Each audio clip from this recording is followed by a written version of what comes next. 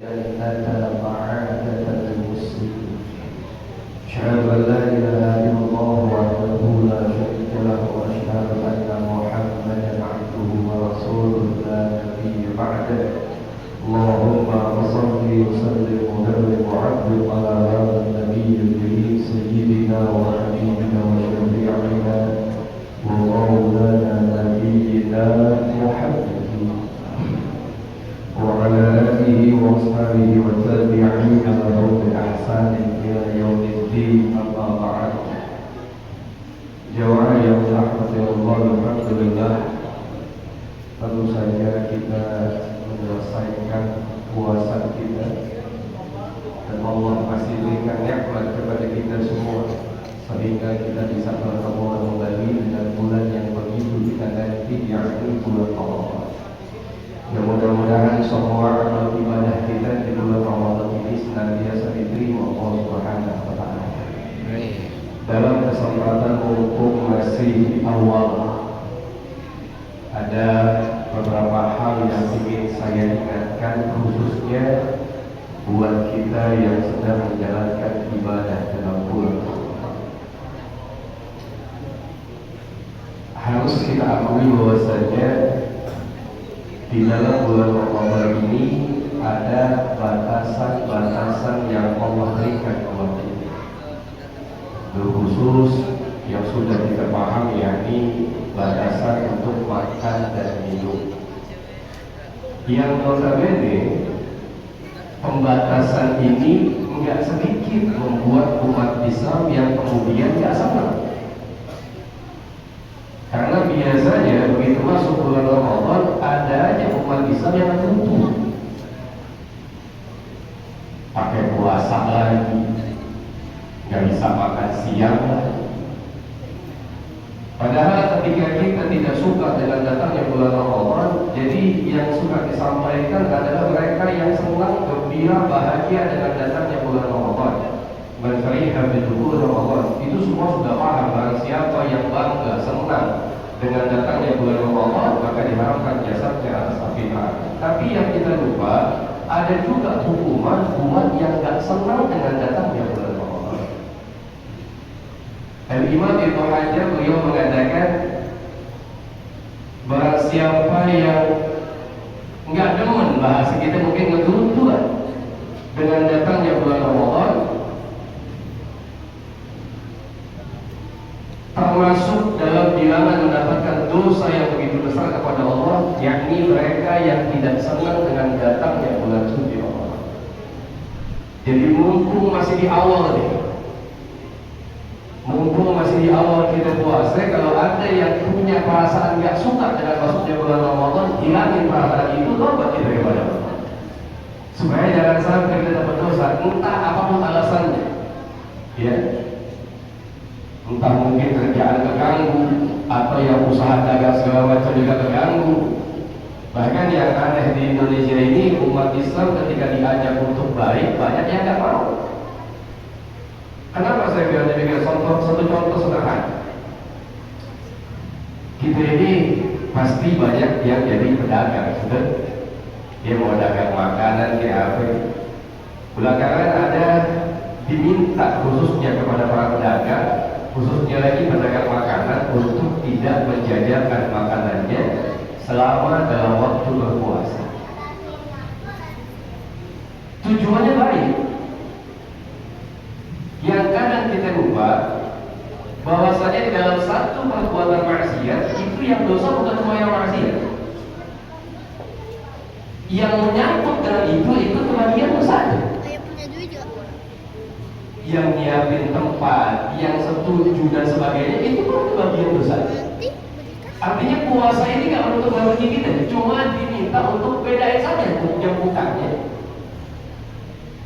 Kita kan nggak mau niat kita baik, dagang, cari nafkah, ternyata mendapat dosa. Kenapa mendapat dosa?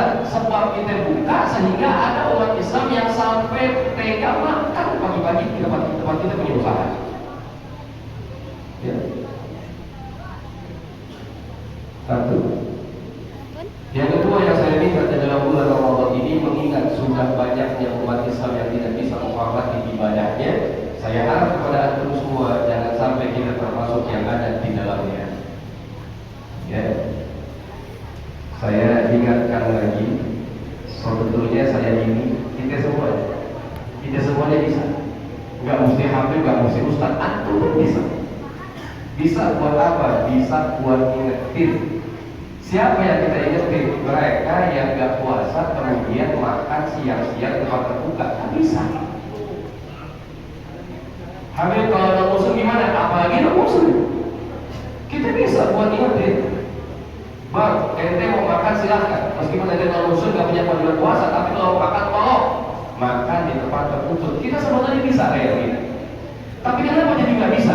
Khawatir cuma satu. Begitu kita ingetin yang non muslim demikian, dia akan jawab, Habib, saya nggak puasa karena emang saya bukan muslim. Tapi kalau Habib minta saya buat makan tempat tertutup, sebelum Habib ingetin saya, ingetin dulu umat Islam yang punya kewajiban puasa tapi dia makan tempat terbuka. Mau gimana? Dan saya tanya, banyak nggak kayak gini? Banyak. Kita nggak usah ngomongin hari ke-7 ke-8, hari pertama aja udah banyak. Kadang-kadang yang bikin sedih lagi, udah miskin sama nggak puasa. Makanya Allah Subhanahu, Allah ciptakan malaikat kita aja nggak punya nafsu. Coba kalau malaikat kita punya nafsu, udah kayak gue gitu ya, tuh nggak ada ampun. Kalau nggak puasa mau kencet aja lah saja. Artinya sebab umat Islam banyak yang tidak bisa menghormati puasanya, sehingga umat-umat agama lain ikut tidak menghormati kita punya puasa. Ya. Makanya saya termasuk yang tidak setuju ketika ada ungkapan bagi umat Islam yang puasa kalau menghormati yang tidak puasa. Ini ungkapan sedang ungkapan itu. Kita yang puasa semua hormati yang tidak puasa, padahal kita mayoritas. Mestinya yang nggak puasa hormati kita yang puasa, kan begitu. Ini kalau ungkapan dikiri, besok di malam besar tempat-tempat maksiat ada spanduk dibikin. Bagi yang tidak berzina, hormati kami yang berzina. Mau bilang apa? Kenapa bisa begitu? Karena kebanyakan umat Islam bahkan pejabatnya pun mencontohkan untuk tidak mendukung syiar agamanya. Okay. Makanya mulai tahun ini jangan jadi ikhwan. Jangan. Dulu khusus juga buat kaum perempuan yang di belakang. Ya. Kalau kaum laki, insya Allah nggak punya alasan. Kalau punya alasan pun ditanya pasti panjang. Bang, kenapa nggak puasa? Sakit apaan lu? Kan begitu. Tapi kalau perempuan nggak puasa, ditanya satu jawabannya diam. Neng, kenapa nggak puasa? Men, kan diam lu. Kalau cowok nggak puasa jawabannya sakit, kita masih bisa seolah jangan-jangan bohong-bohongan dia. Tapi kalau perempuan ditanya kenapa nggak puasa jawabannya mes, masa kau susah gue cek kan nggak mungkin. Jadi mungkin bapak mana? Cuma buat neng-neng di belakang, buat ibu-ibu di belakang, meskipun punya head, saya minta kalau bukan kita yang hormati puasa kita siapa lagi?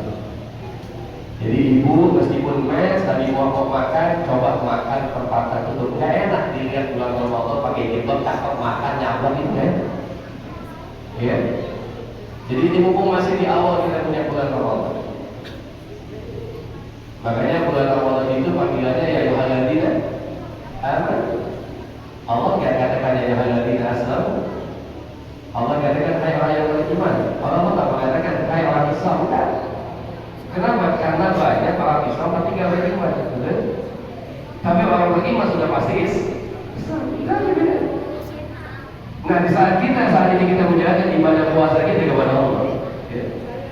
Insya Allah puasa kita adalah tanda-tanda kita ini beriman kepada Allah Subhanahu Wa Taala.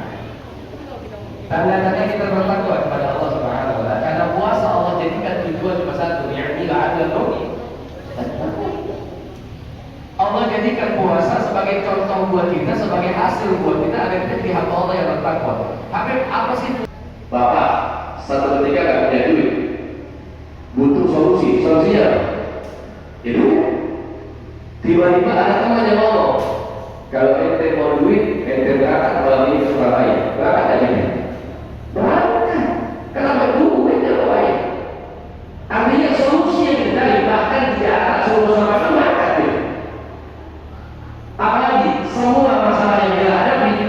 solusi. Siapa yang bisa kasih solusi terbaik kalau bukan Allah Subhanahu wa taala? Dan Allah janjikan itu, dia ta'ala karya. Allah jadikan setiap masalah yang kita punya pintu terbaik yang akan Allah kasih buat kita. Allah akan langkahkan, Allah akan kasih rezeki dari tempat yang tidak disangka. Dua yang banyak ada. Nah, puasa ini datang dengan dikira bahwa hatinya yang kau ada berpuasa. Di dalam bulan puasa setiap hari diterima Allah. Di dalam bulan puasa setiap amal diterima ada Allah. Dalam bulan Ramadan juga pintu taubat, pintu ampun Allah buka. Dia juga bisa mendatangkan pahala bagi yang mendengarkan. Karena ketika kita ngaji, kita baca Quran, kemudian ada yang dengerin bacaan kita, itu dua-duanya dapat pahala. Yang ngaji dapat pahala, yang menyimak dapat rahmat dari Allah. Wa idza quri'a al-Qur'anu fastami'u lahu wa ansitu la'allakum turhamun. Makanya Indonesia udah sangat baik ngaji pakai doa. Cuma kadang-kadang lucu. Kemarin saya lihat, ternyata di Saudi juga sudah mulai berlaku pembatasan toa. Akhirnya pejabat yang ngurusin toa nyapok tuh. Saudi aja ngebatasin, masa kita enggak? Sesuatu yang dianggap enak jadi contoh. Cuma Saudi masih berlaku yang namanya maling potong tangan, gak dipakai di Indonesia. Betul? Yang dianggap enak buat fatwa dia dicoba tau dia. Gak semuanya. Bahkan saya termasuk gak setuju. Nah kemarin aja yang main petasan pada antang-antang aja jam 1, jam 2 santai. Kenapa kita puasa di batas-batasin ibadah? Ya. Kata sedih Pak, sebagai penutup bulan Ramadan jadikan bulan bersatunya umat Islam, bukan pecah belah. Bulan Ramadan di awal kita udah pada salah-salahan. Ini puasa yang keberapa? Satu apa dua? Satu apa dua? Ada yang satu, ada yang benar yang mana? Ya dua-duanya. Dua-duanya.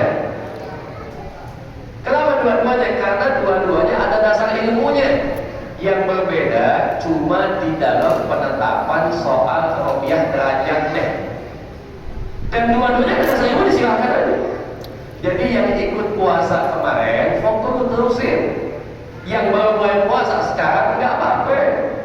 Yang salah yang mana? Yang salah udah ngotot tapi nggak puasa, lo tabungan duit nggak apa-apa. Sok-sokan bikin status puasa ini, tapi saya nggak puasa. Ya. Yang salah siapa lagi? Yang salah yang mengatakan yang puasa kemarin ikut anu, yang puasa hari ini patokannya anu. Itu tidak boleh ya, dua-duanya dasar ilmunya ilmu Allah itu luas. Cuma kapanpun antum mulai puasa antum, nanti Idul Fitrinya antum ikut ketetapan yang di Allah antum ikutin. Ya, yang puasa kemarin besok begitu satu Syawal ikuti ketetapan yang ditetapkan oleh orang yang kemarin.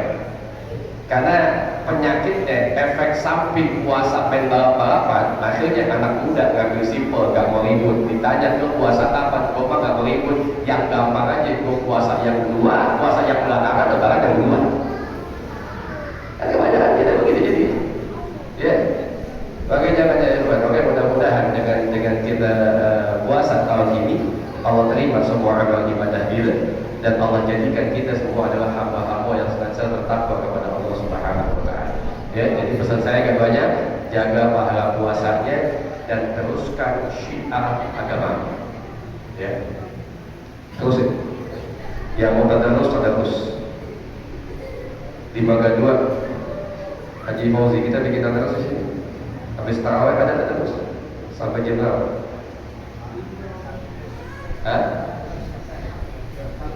Satu juz selesai.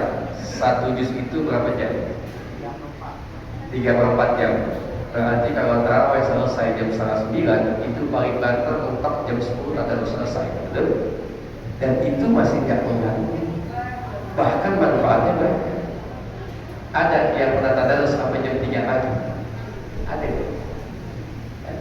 Al-Imam Syafi'i itu dalam bulan Ramadan beliau mengkhatamkan Quran 2 kali. Di sini ada khatam Quran 2 kali dalam bulan Ramadan? Ada? Alhamdulillah. Tapi Imam Syafi'i 2 kali khatam bukan sebulan, sehari. Jadi kalau sebulan hitungannya 60 hari. Kita gimana? Belum Al-Imam Al-Habib Muhammad bin Hasan Al-Jabalain. Makanya kalau tiba-tiba baca Quran diminta buat pakai doa dalam dianggap mengganggu, padahal umumnya baca Quran tadarus dalam bulan Ramadan paling lambat jam 11 selesai. Sementara di jalanan yang dangdutan ke pagi. Kenapa umat Islam selalu dibatasi? Kemarin diomongin boleh sholat tarawih, alhamdulillah, tapi pakai syarat dan ketentuan. Syaratnya kudu lengkap vaksin plus booster.